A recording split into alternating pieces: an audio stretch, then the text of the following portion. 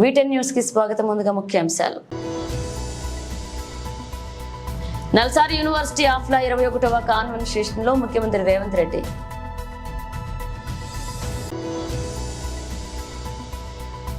సుధాంశు త్రివేది న్యూఢిల్లీలోని బీజేపీ ప్రధాన కార్యాలయంలో విలేకరుల సమావేశం.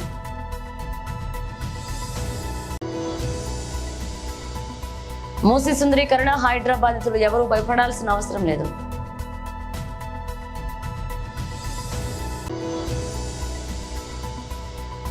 విరాట్ కోహ్లీ కోసం సైకిల్ ప్లే బాలుడి 58 కిలోమీటర్ల ప్రయాణం. నల్సార్ యూనివర్సిటీ ఆఫ్ లా 21వ కాన్వకేషన్ లో ముఖ్యమంత్రి రేవంత్ రెడ్డి పాల్గొన్నారు. గవర్నర్ ఆఫ్ తెలంగాణ శ్రీ జిష్ణుదేవ్ వర్మాజీ, చీఫ్ మినిస్టర్ శ్రీ రేవంత్ రెడ్డిజీ, judge supreme court of India justice PS నరసింహాజీ, chief justice of the high court of Telangana and chancellor NALSAR university Justice Alok Aradheji, Vice Chancellor Professor Sri Krishna Deva Rao ji, distinguished guests, members of faculty and staff at Nalsar University, parents and dear students, ladies and gentlemen, I convey my hearty congratulations to all the students who have been awarded their degrees in this convocation. I share the joy of those students who have received medals for their extraordinary accomplishment. I appreciate the contribution of the faculty members and the entire team of the university in helping the students reach a major milestone in their life and career. I understand the sense of fulfillment among the family members who have been helping and encouraging the students. I admire the efforts of Nalsar in taking care of issues concerning disability, access to justice, prison and juvenile justice, and legal aid. I am happy to note that Nalsar has set up an animal law center. It reminds me of my tenure as the Minister of Department of Fisheries and Animal Resources Development in Orissa nearly 20 years ago.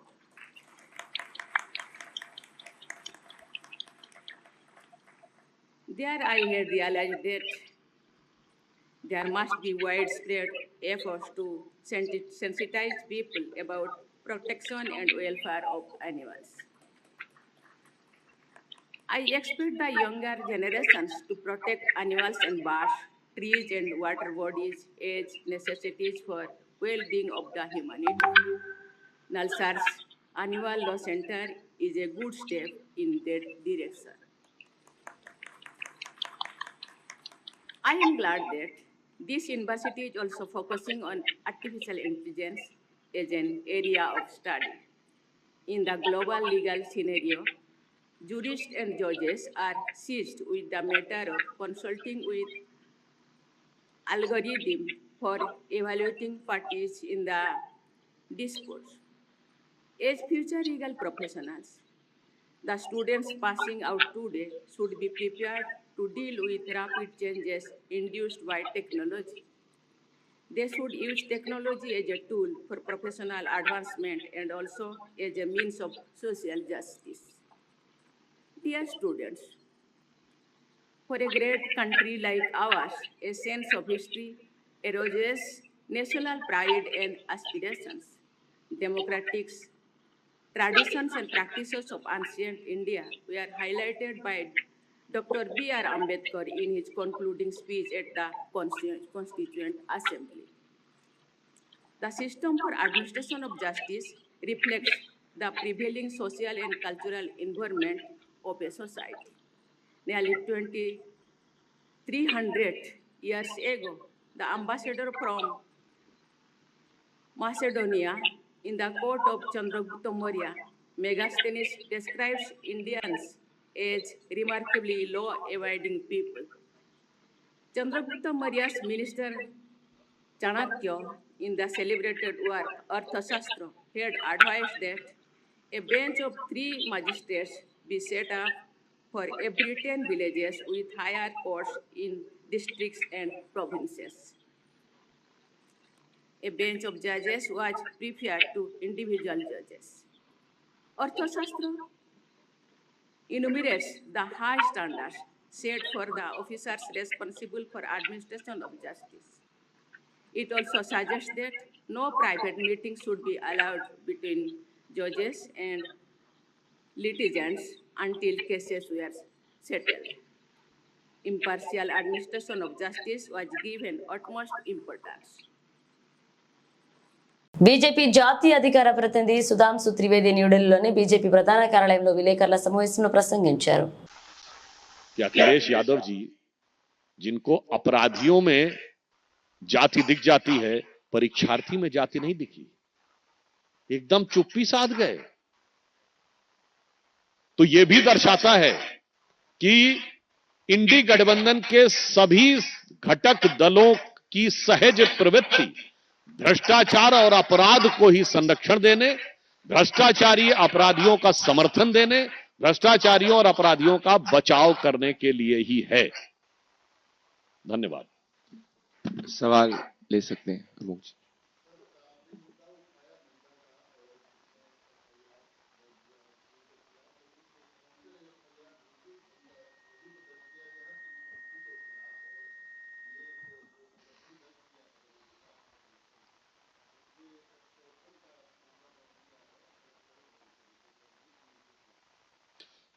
देखिए, इसमें दो विषय हैं. पहली बात, जो आज का यह विषय है लोकायुक्त के द्वारा किया गया है. दूसरा विषय, इलेक्टोरल बॉन्ड के मुद्दे के ऊपर जब सर्वोच्च न्यायालय अपना निर्णय दे चुका है, तो मुझे लगता है कि यदि कोई उसके बाद यह विषय कहना चाहे तो यह अपने आप में हास्यास्पद ही नहीं, यह दर्शाता है कि ये लोग संविधान के प्रति कितनी अवमानना रखते हैं. यानी संविधान इनके दौरे हुकूमत में खतरे में होता है. पवन.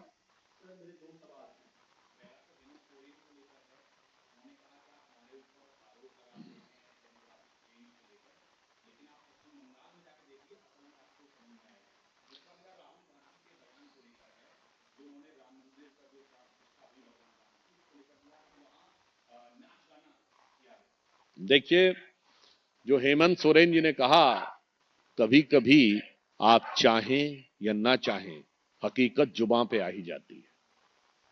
अब अगर उन्होंने ये कहा है झारखंड के संदर्भ में, अर्थात उनका कहना है झारखंड से कहीं ज्यादा पश्चिम बंगाल में डेमोग्राफिक चेंज हुआ है, तो ये तो इकबालिया बयान हो गया. किसका? इंडी गठबंधन के एक चीफ मिनिस्टर का. तो जवाब तो ममता जी को देना चाहिए, जवाब राहुल गांधी को देना चाहिए, जो कहते हैं कि डेमोग्राफी में कोई चेंज नहीं हुआ है. तो मैं ये कह सकता हूं कि हेमंत सोरेन का एक बयान मुझे लगता है राहुल गांधी और ममता बनर्जी जी के लिए एक आईना कहा जाए या एक बहुत जोरदार झटका कहा जाए, परंतु ये एक सत्य को अनायास उजागर करना, या कभी कभी जिसे कहते हैं कि आप किसी भी सच को कितना छुपाने की कोशिश करें, वो चेहरे से जाहिर हो जाता है. जो कहते थे ना, लाख छुपाओ छुप ना सकेगा, राज हो कितना गहरा, और दिल की बात बता देता है असली नकली चेहरा. तो असली चेहरा उभर के आया हेमंत सोरेन के बयान से, और नकली चेहरा उजागर हो गया. राहुल गांधी जी के विषय में, उनका तो खैर वो एक चिरपरिचित अंदाज है. बहुत दुख और गंभीरता की बात है कि वो राहुल गांधी जी, जिन्होंने ईश्वर के नाम की शपथ नहीं ली है, धार्मिक विषयों के ऊपर अनेक प्रकार की अनर्गल बातें करते हैं. श्री राम जन्मभूमि के संदर्भ में मैं स्पष्ट रूप से कहना चाहूंगा कि राहुल गांधी जी को या तो दिखता नहीं, वो कहते हैं आपको कोई श्रमिक नजर नहीं आया. अरे श्रमिकों पर पुष्प वर्षा की गई, प्रधानमंत्री श्री नरेंद्र मोदी जी के द्वारा श्रमिकों का सम्मान किया गया, और जैसा सम्मान हुआ ऐसा आपको, और ऐसा ही काशी विश्वनाथ कॉरिडोर के समय भी हुआ था. मैं चुनौती से कहता हूं पूरे राहुल गांधी जी के सरकार के शासनकाल में कभी ऐसा हुआ हो. और दूसरा, मैं भी कहना चाह रहे, आप तो उसको, उस ताजमहल को प्रतीक बनाते थे जिसके बारे में कहानी है कि जिन हजारों श्रमिकों ने बनाए उनके हाथ कटवा दिए गए थे. वो भारत की महानता का प्रतीक था. और वो श्री राम जन्मभूमि मंदिर जहां उन श्रमिकों में पुष्प वर्षा हुई, वो समस्या का प्रतीक नजर आता है.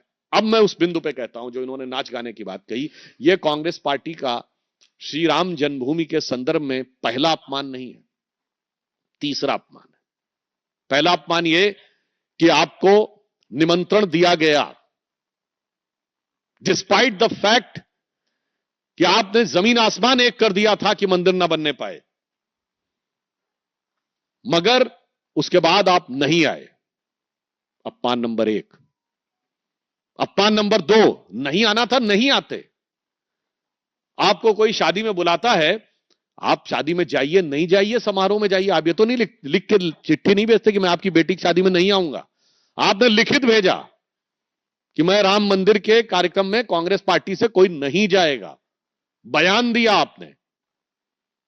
और यह तीसरा अपमान, श्री राम जन्मभूमि की प्राण प्रतिष्ठा के 500 वर्ष के बाद के इस दिव्य समारोह में इस ढंग की आपत्तिजनक, भर्त्सना योग्य और निंदनीय ढंग से नाच गाना जैसा शब्द का प्रयोग करना।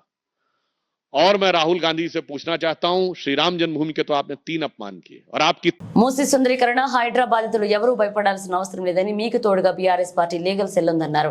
మీకు ఒక్క రూపాయి కూడా ఖర్చు లేకుండా అన్ని విషయాలు మేమే చూసుకుంటామని, మీకు అండగా ఉంటామని బీఆర్ఎస్ లీగల్ సెల్ తెలియజేస్తుంది. నేను లలితా రెడ్డి అడ్వకేట్ని, బీఆర్ఎస్ లీగల్ సెల్ నుంచి. సో మీరు అందరూ బాధపడాల్సిన అవసరం లేదు. నేను కూడా ఉండేది రాజేంద్ర నగర్, అత్తాపూర్లో ఉంటాను.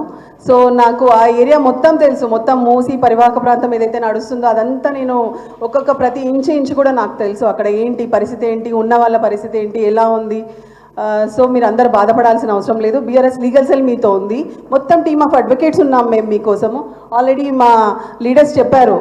సో వాళ్ళని అనుసరించి ప్రతి క్షణం 24/7 we're there for all of you.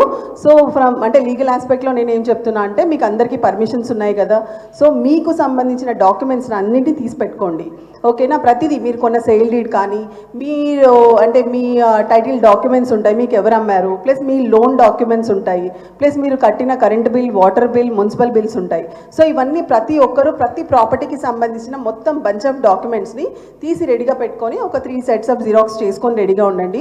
So ఇక్కడ వచ్చి మాకు అప్రోచ్ అయితే మా టీం ఉంది, మా లీగల్ టీం ఉంది. మాకు అవన్నీ మీరు మీ డీటెయిల్స్తో పాటు ఇస్తే తప్పకుండా హైకోర్టులో రిట్ పిటిషన్ వేద్దాము. So colony wise batch cases file చేద్దాము.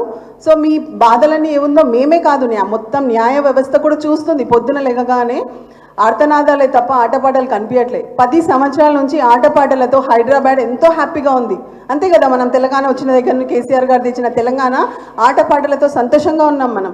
కానీ ఇప్పుడు పొద్దున చూసే టీవీ పెడితే ఆర్తనాదాలే ఉంది. డిఫెన్స్ కాలనీ ఏదైతే ఉందో అదే డిఫెన్స్ కాలనీకి నేను కోడలికి వచ్చాను. లంగరౌజు మా అత్తగారు వాళ్ళు, defence my father in law also from army only. So నాకు తెలుసు ఎలా ప్రతిదీ ఎలా జరుగుతుంది, ఎలా ప్రతి ఒక్కరు ఇన్ని సంవత్సరాల నుంచి కష్టపడి వచ్చారు అనేసి. సో అలా ఏదైతే ఉందో ఒక జీవో తీసుకొచ్చి, జీవో ఎప్పుడు తీసుకొస్తారు, ఏదైనా ఎమర్జెన్సీ ఉంటే ఒక జీవో తీసుకొస్తారు. కానీ ఆల్రెడీ చట్టం ఉంది, మున్సిపాలిటీస్ది చట్టం ఉంది. ఆ చట్ట ప్రకారమే మీకు అందరికీ పర్మిషన్స్ వచ్చాయి. సో మీరు బాధపడద్దు, ధైర్యంగా ఉండండి. మీరు ధైర్యంగా ఉంటేనే మీ కుటుంబాలకు ధైర్యము, మీ పిల్లలకు ధైర్యము.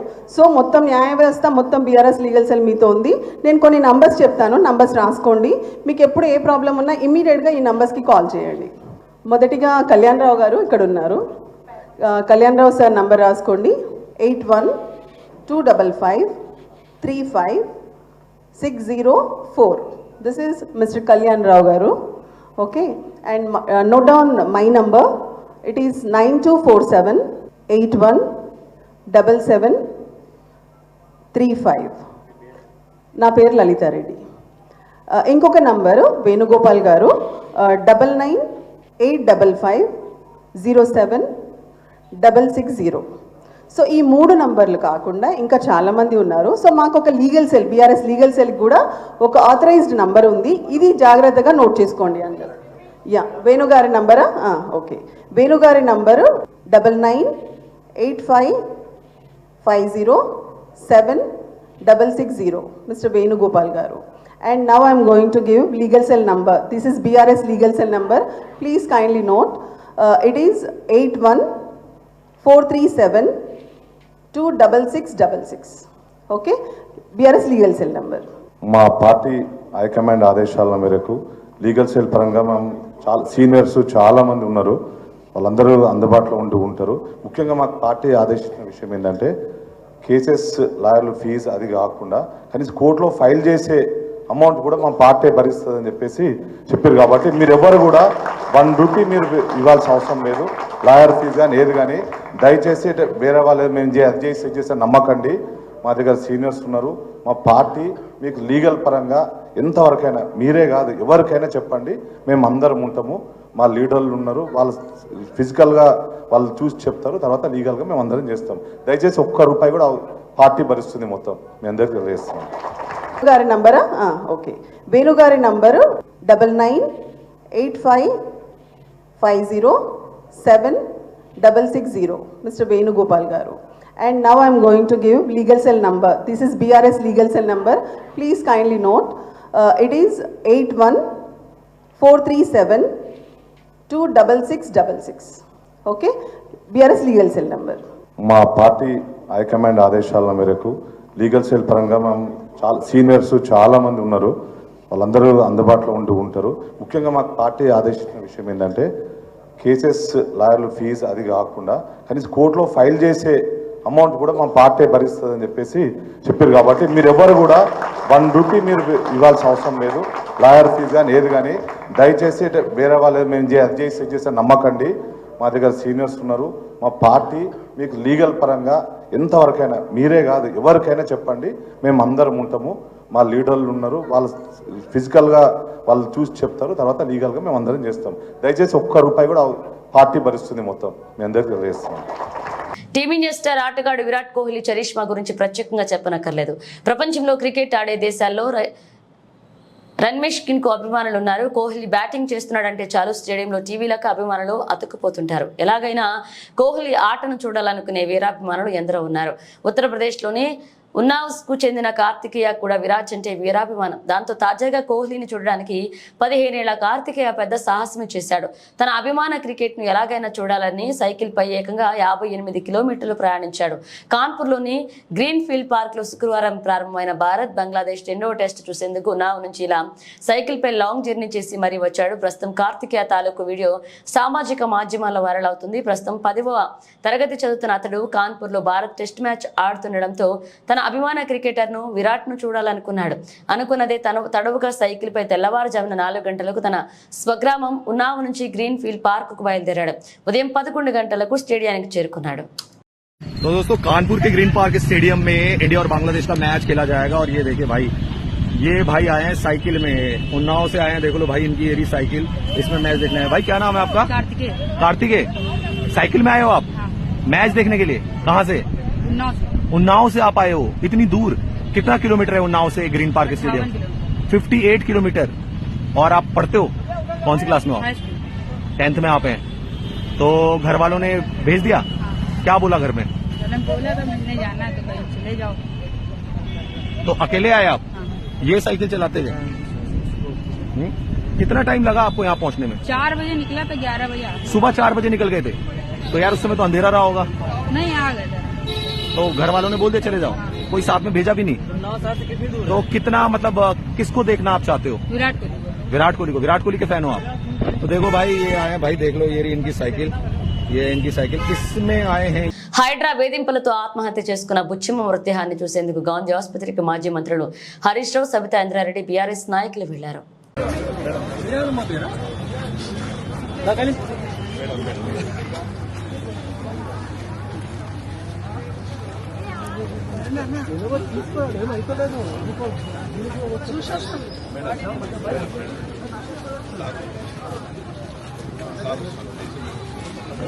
ప్లీజ్ కొంచెం చూడండి చూడండి ఎమ్మెల్యే గారు వచ్చింది.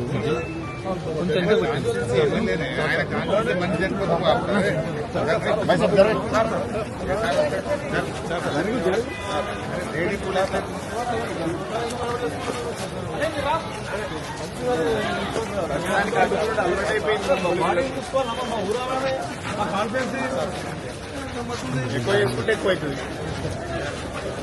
ఇట్లా భయపెట్టి పబ్లిక్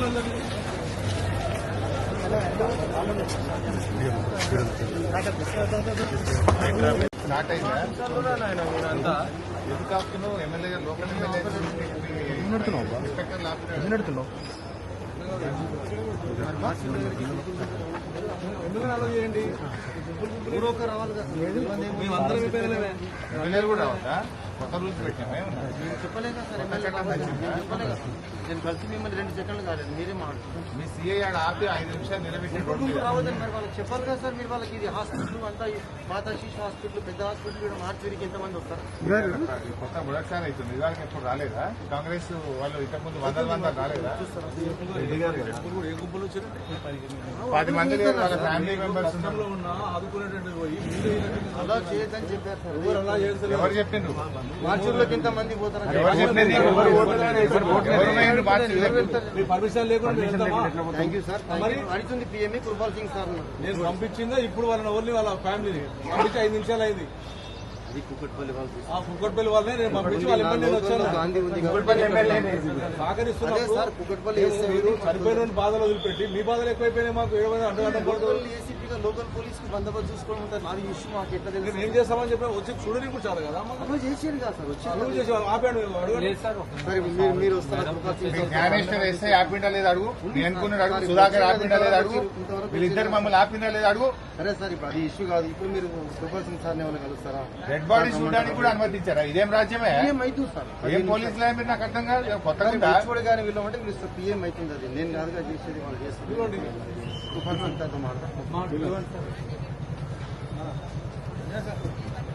నా భర్తను ట్రాప్ చేసి ఇంటికి కూడా రాకుండా చేసింది 5 ఏళ్ల పాటు నాకు నరకం చూపించింది చివరకు నేను ఆత్మహత్యాయత్నం చేసేంత వరకు తీసుకువెళ్లిందంటూ జానీ మాస్టర్ బాధితురాలిపై ఆయన భార్య సుమలత సంచలన ఆరోపణలు చేసింది జానీ మాస్టర్ బాధితురాలిపై తాజాగా ఫిలిం ఛాంబర్లో ఆమె ఫిర్యాదు చేసింది ఈ సందర్భంగా బాధితురాలిపై మండిపడింది కొరియోగ్రాఫర్ గా అవకాశాల కోసం బాధితురాలి తన భర్త జానీ మాస్టర్ ను ట్రాప్ చేసిందని చెప్పింది జానీని ఇంటికి రానివ్వలేదని పెళ్లి చేసుకోవాలని నిత్యం వేధించేదని ఆరోపించింది నా భర్త ఇంటికి సరిగ్గా రాకపోవడంతో నేనే బాధితురాలి ఇంటికి వెళ్లాను జానీ మాస్టర్ ను నువ్వు ఇష్టపడితే నేను తప్పుకుంటా ఆయన జీవితంలో నుంచి వెళ్లిపోతా అని చెప్పా ఇక అయితే బాధితురాలు మాత్రం జానీ తనకు అన్నయ్య లాంటి వాడు అని చెప్పడంతో నమ్మేశా అని సుమలత తెలిపింది వాస్తవానికి ఇక్కడ బాధితురాలు అమ్మాయి కాదు తామేనని జానీ మాస్టర్ భార్య ఆవేదన వ్యక్తం చేసింది ఇక ఆ అమ్మాయిని తన భర్తతో పాటు చాలా మందితో సంబంధం ఉందని సుమలత చెప్పింది ఈ విషయం తెలిసి తన భర్త ఆమెను దూరం పెట్టాడని వివరించింది దీంతో తప్పుడు కేసు పెట్టి తన భర్తపై కక్ష సాధిస్తుందని సుమలత ఆరోపించింది ఆ అమ్మాయితో పాటు వాళ్ళ అమ్మ కూడా తమను వేధించారని తప్పుడు కేసు పెట్టిన ఆ తల్లి కూతుళ్లపై చర్యలు తీసుకోవాలని విజ్ఞప్తి చేసింది తనను తన పిల్లలకు ఏం జరిగినా వారిదే బాధ్యత అంటూ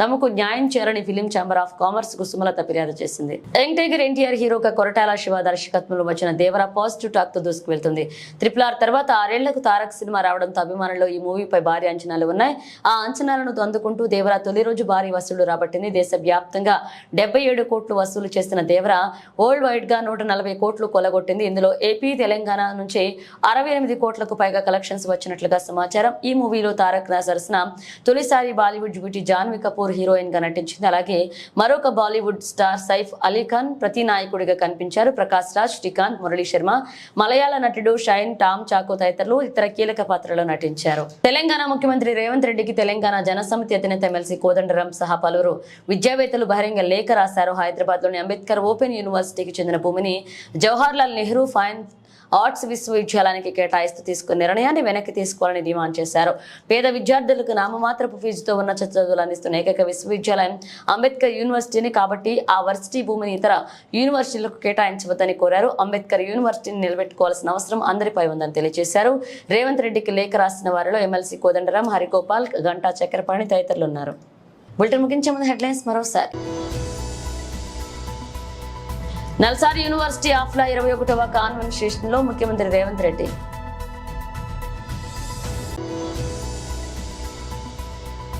సుధాంశు త్రివేది న్యూఢిల్లీలోని బీజేపీ ప్రధాన కార్యాలయంలో విలేకరుల సమావేశం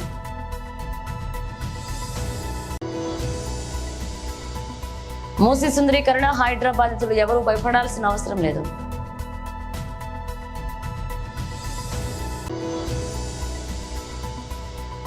విరాట్ కోహ్లీ కోసం సైకిల్ ప్లే బాలుడి 58 కిలోమీటర్ల ప్రయాణం